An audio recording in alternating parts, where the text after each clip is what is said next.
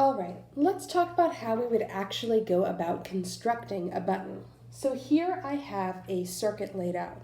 You can see I've created a space where the negative side of my battery is going to go. I've created a space where the positive side of my battery can go. I have a single line coming from my positive side of the battery, and I have a line coming from my negative side of the battery. My lights are bridging the gap between the positive and negative lines. Now, if you look closely, you might notice something a little bit odd, and it's that there is this little break in the circuit right here. There's actually a gap there. And that gap means that there isn't actually a path for the electrons to move from my battery through the lights back to the other side of the battery. Right now, the electrons can only actually make it to here, which means that there can't actually be a connection, so the lights won't connect. So even if I put my battery in, nothing happens. The reason why is because of this break.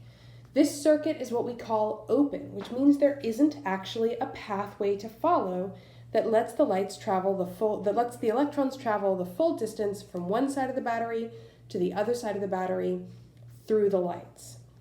Now, in order to fix this, all I would need to do is close the circuit. So if I take a piece of conductive material, it could be some copper tape, it could actually be anything made of metal, and I have my battery in position and I close that gap, then my lights will illuminate.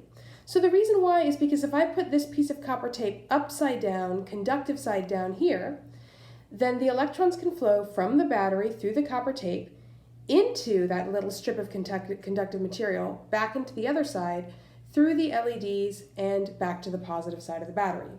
So just having that little piece of conductive material there can let it light up. You could actually do this with anything made of metal. So for example, I could take these scissors and I could use them to connect that gap. Literally anything made of metal would work here. So to make a button, I'm just going to need a couple things. I'm going to have a couple little scraps of paper, slightly bigger than the gap I'm going to be covering, and a little bit of copper tape. I like to use sort of slightly thicker copper tape than I would normally use for laying out my circuits for this. So first, I'm just going to take some of this copper tape and I'm going to attach it down onto one of these little scraps of paper. So I'm just going to put this down right in the middle of it. That is going to form the basis of my button. So what I could do is I could just set this on top. But again, that's not necessarily the best idea because, it might work, but it might also be connected even if I don't want it to be, and so it's just going to be a little bit difficult to control. So to make this work a little bit better, what I'm going to do is I'm going to take my other piece of paper and I'm just going to create a little bit of a spacer for it to keep it from touching the copper unless I want it to.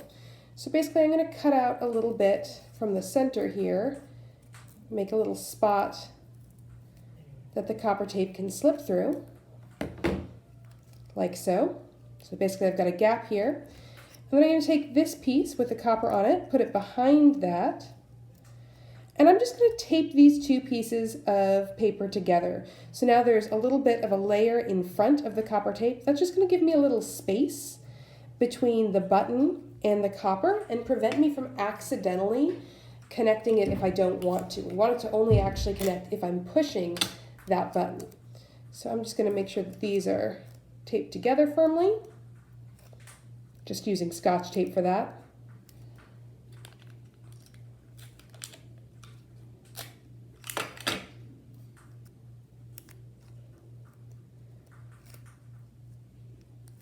All right, so this is going to be my button. Of course, I could incorporate this into some decorations if I wanted to. And then it's going to go right here. I'm going to tape it down, and the idea is whenever I push down on it, it'll light it up. So just going to use a little bit of Scotch tape to hold this in position.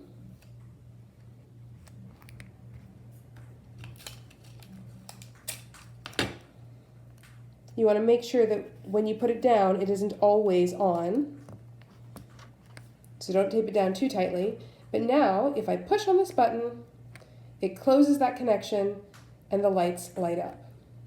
So if I'm not pushing, no lights, but as soon as I push, there's lights. To make a switch, what I like to use is a technique with a bit of copper tape on a piece of paper. And I like to basically create a hinge with this by attaching this down onto my page.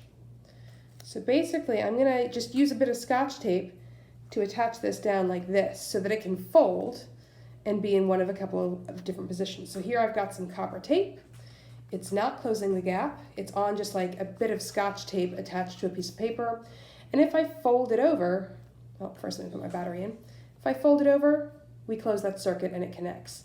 I really like this technique in part because you can also actually put copper tape on the opposite side, and I could have a circuit over here that it closes when it flips the opposite way. So you can create a two-way switch anytime you like. So those are just a couple of basic ways to create switches or to create buttons. And I highly recommend adding a switch or a button into your paper circuit.